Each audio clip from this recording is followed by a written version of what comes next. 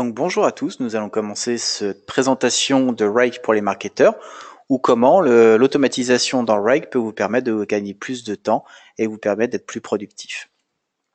Nous allons commencer par aborder quelques chiffres et montrer que la façon de travailler en automatisation et également en utilisant tout ce qui est méthode agile vous permet d'obtenir une plus grande productivité qui peut être de l'ordre de 10 fois plus grande.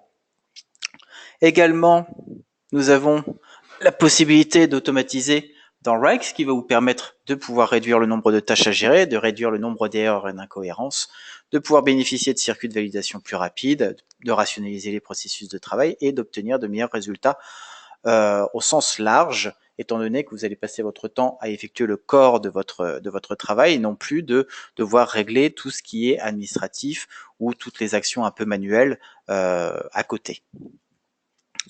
Également, l'automatisation des flux de travail vous permet également d'améliorer la qualité de l'expérience client, de faciliter la collaboration avec les partenaires externes, de pouvoir dédier plus de temps aux tâches à plus fortes valeurs ajoutées, donc de perdre moins de temps à faire des actions annexes et vraiment se focaliser sur l'aspect essentiel du travail.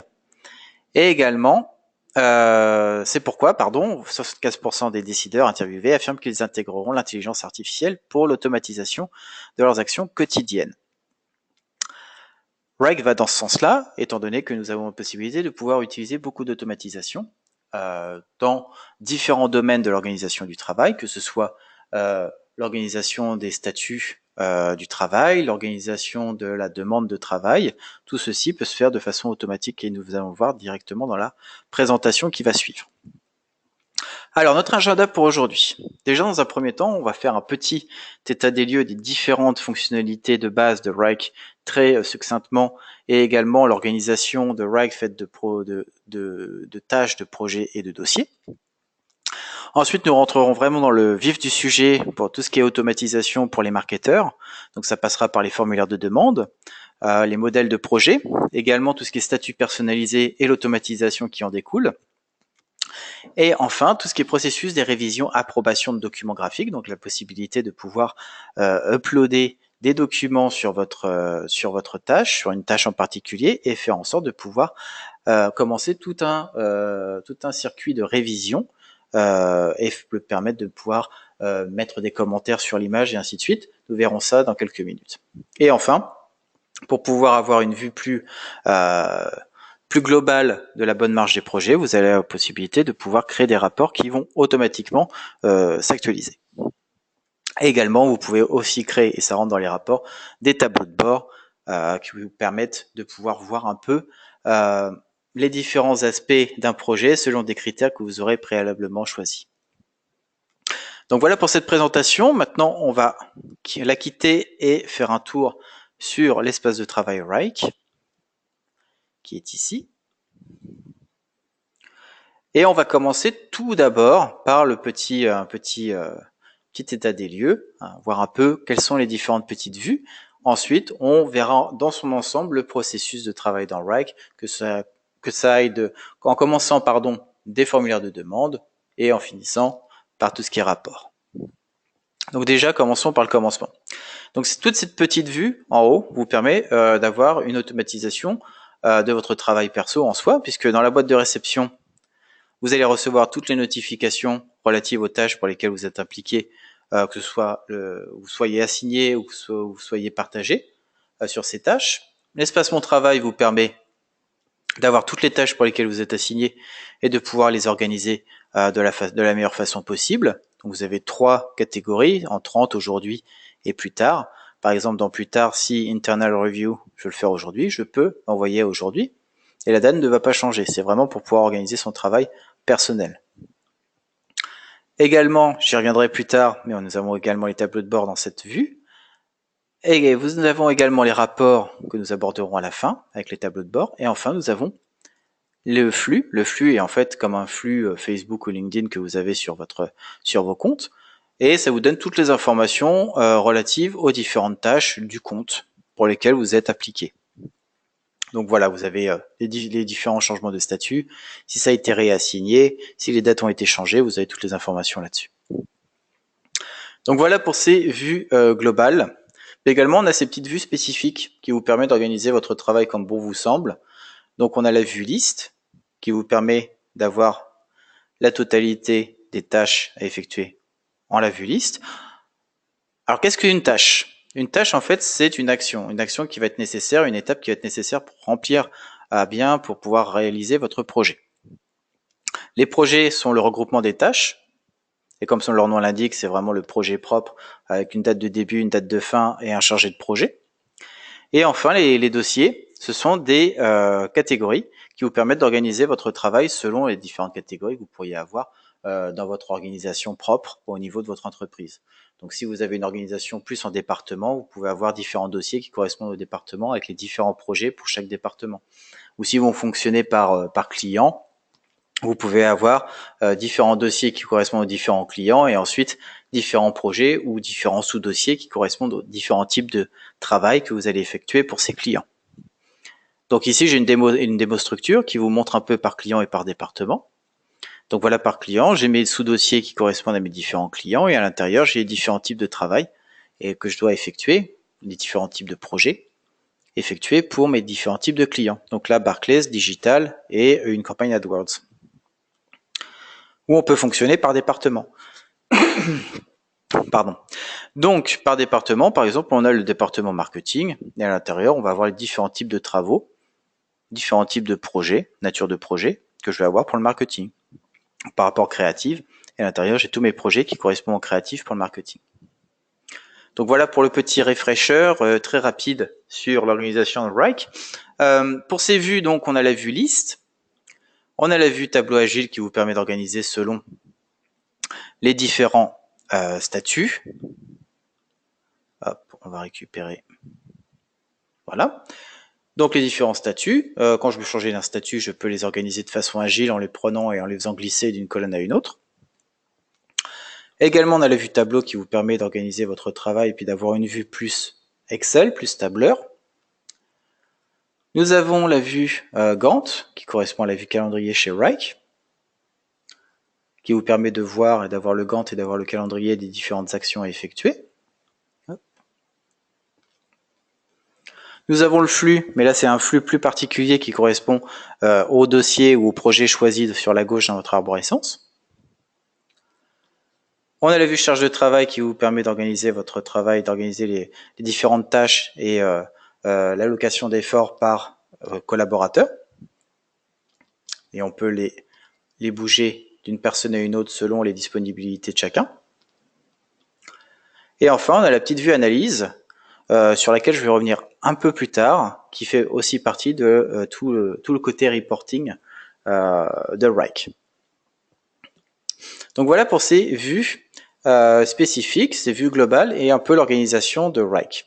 Mais aujourd'hui, ce qui nous importe, c'est de vraiment nous pencher sur le côté automatisation pour tout ce qui est marketing, pour tout ce qui est équipe marketing, que ce soit des marketing graphiques ou que ce soit des marketing SEO, SEM et ainsi de suite.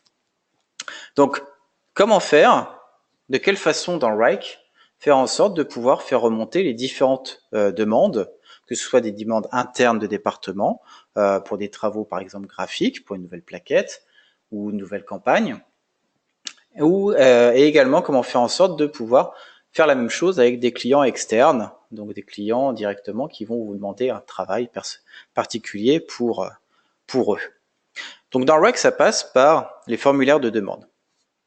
Alors les formulaires de demande se trouvent sur ce petit plus, on va aller dans demande, et là j'ai ma liste de formulaires de demande que je peux créer. Donc ça c'est les formulaires qui sont faits, et pour pouvoir les créer, il faut être administrateur, et ensuite aller dans la gestion des formulaires.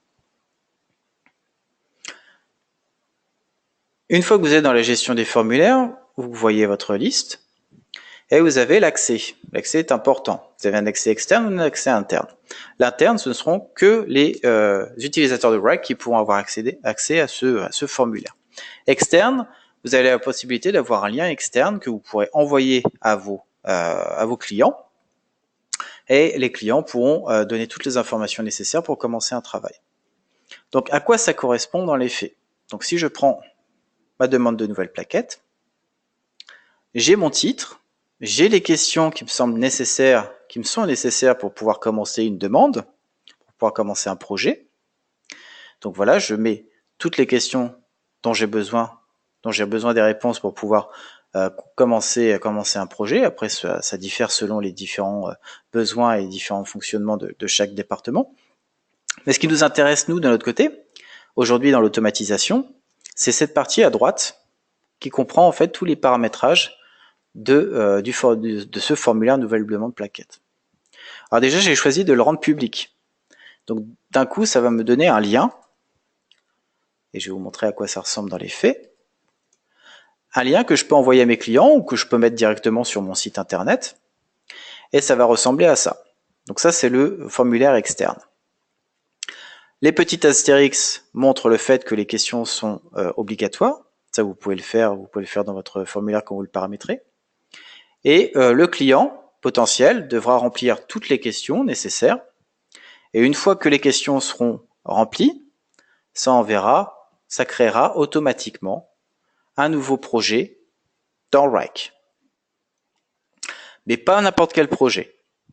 Là, pour amener encore plus d'automatisation, encore un nouveau niveau d'automatisation, on va créer un projet à partir d'un modèle de projet.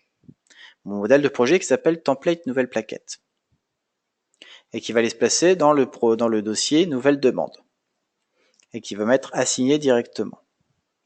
Donc qu'est-ce qu'une template? Qu'est-ce qu'un modèle de projet? Un modèle de projet, tout simplement, c'est un modèle que vous allez utiliser tout le temps. Une structure que vous allez utiliser tout le temps et que vous pourrez dupliquer à volonté pour pouvoir effectuer de nouveaux projets au fur et à mesure. Par exemple, une demande de nouvelle plaquette, on va sûrement suivre les mêmes étapes. Donc le mieux, c'est de créer cette template pour pouvoir ensuite s'en servir directement et automatiquement déclencher la template quand le formulaire sera rempli. Donc à quoi ça correspond dans les faits? Donc si je reviens dans mon espace de travail, voilà. Là, j'ai mon équipe marketing qui est ici, avec le marketing graphique, et à l'intérieur, j'ai deux dossiers. J'ai un dossier nouvelle demande, donc les nouvelles demandes issues de mon formulaire de demande nouvelle plaquette vont arriver dans mon dossier nouvelle demande, et j'ai également mon dossier template, c'est là où j'ai créé ma template nouvelle plaquette. Ma template nouvelle plaquette ressemble à ça. Donc c'est un projet avec mes différentes tâches, avec des gens assignés pour différentes tâches, donc les différentes étapes. Également, j'ai mes statuts, ici. Et quand je remplis mon formulaire, ça va tomber dans la nouvelle demande, et on va voir que c'est exactement la même chose, tout est automatique, les assignataires restent les mêmes, donc ça se duplique. Les statuts restent les mêmes, ça se duplique. Les statuts, on va y revenir juste un peu après, pour voir un peu plus en détail à quoi ça correspond. Donc tout se duplique avec le remplissage de ce fameux formulaire.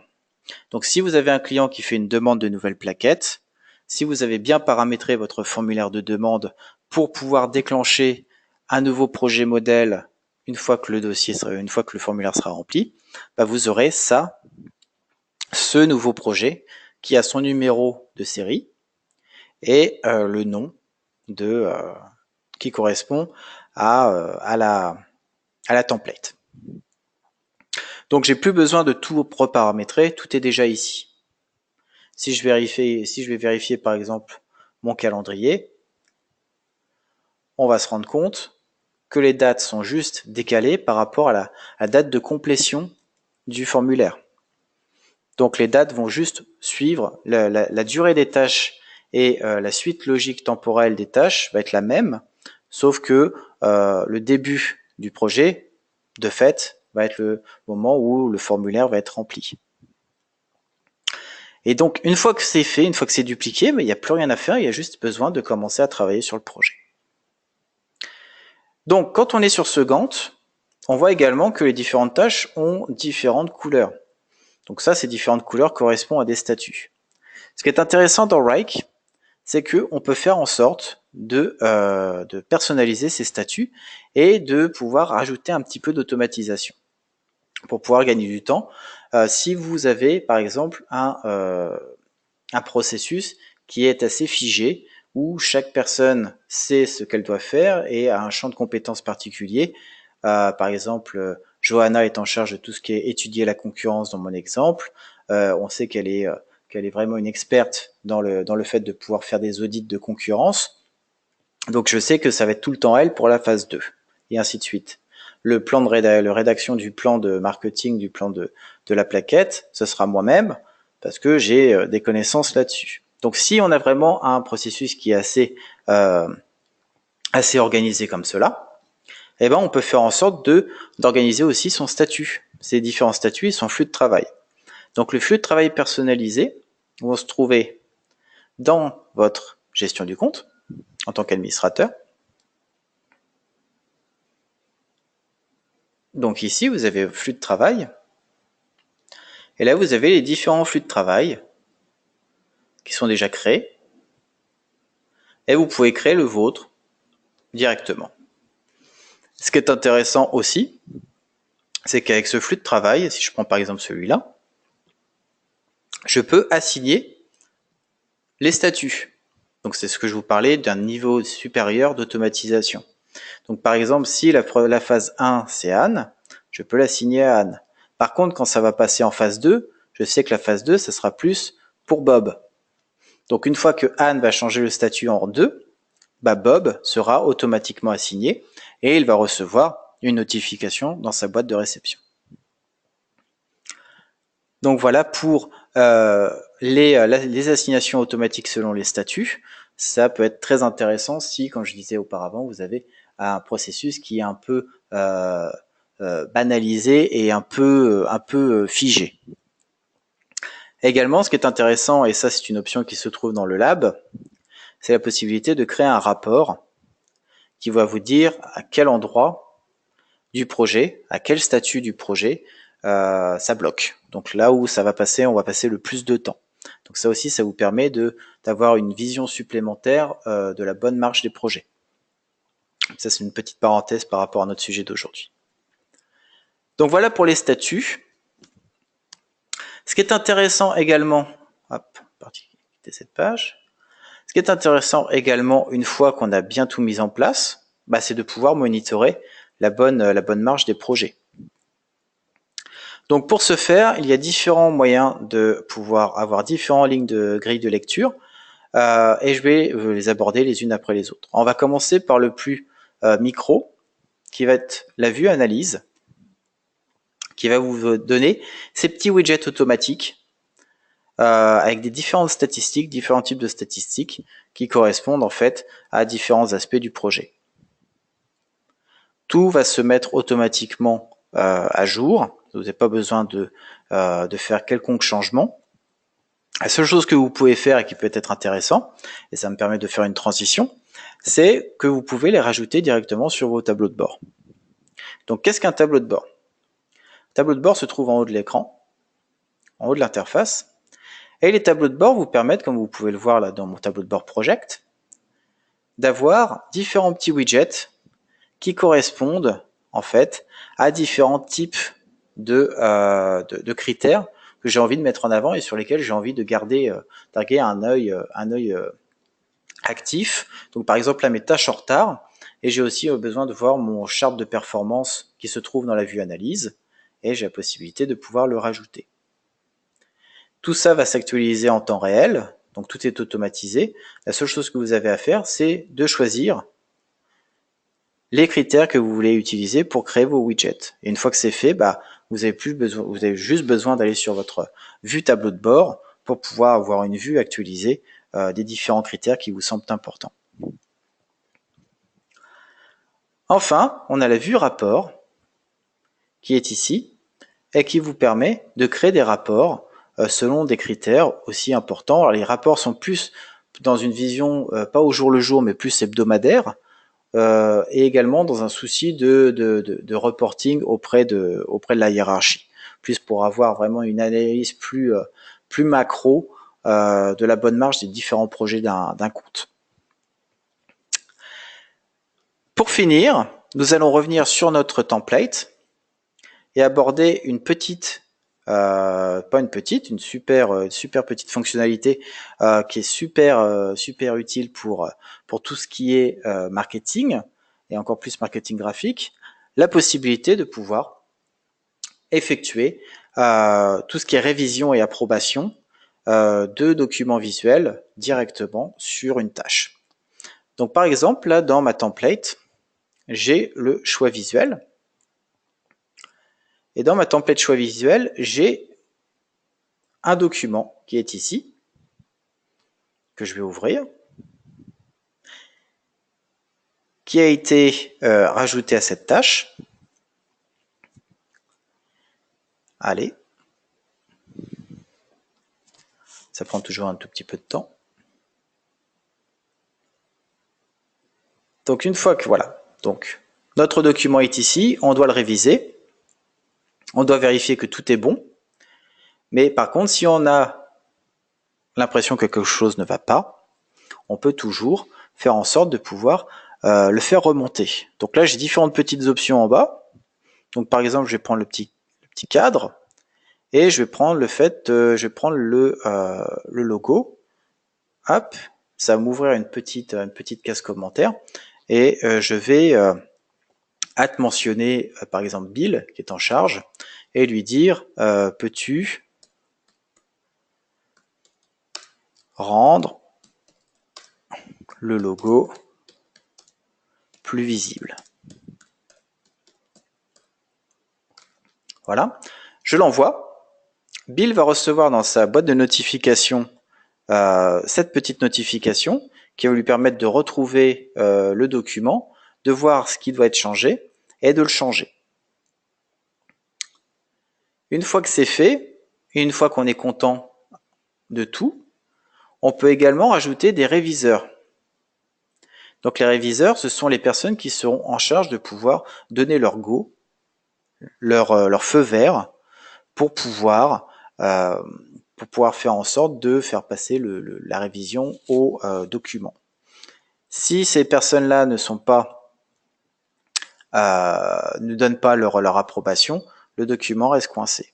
Donc on a vraiment besoin d'avoir une révision, une approbation complète des gens qui sont décideurs et qui peuvent être ajoutés ici ou qui peuvent être retirés.